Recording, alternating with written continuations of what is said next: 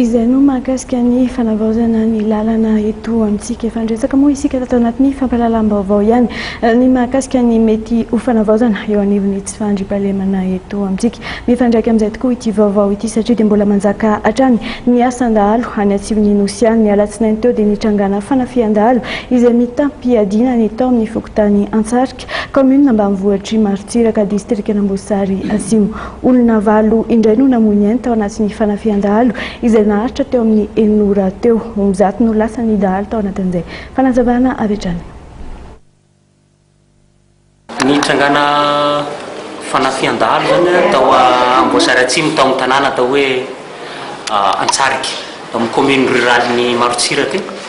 dahalo sahabo efapolo mahery teo zany nanafika tao moa omaly alatsinainy maraina tokony tamin'ny enina teo mitondra basy mahery baika izy ireo araka fitantaran'ny fokon'olona hoe nisy kalakovy teo amin'ny dimy teo eo dia basim-borona maromaro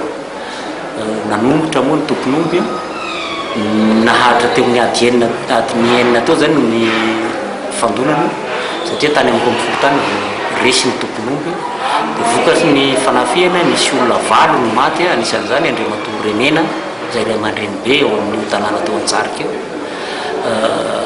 nisy koa ireo naratra tamin'ny dahalo moa lazain'izareo fa nisy naratra fa tsisy tavela teo fa noentin'izareo dia lasa ny omby sahabo zato mahery teo ny lasan'ireo dahalo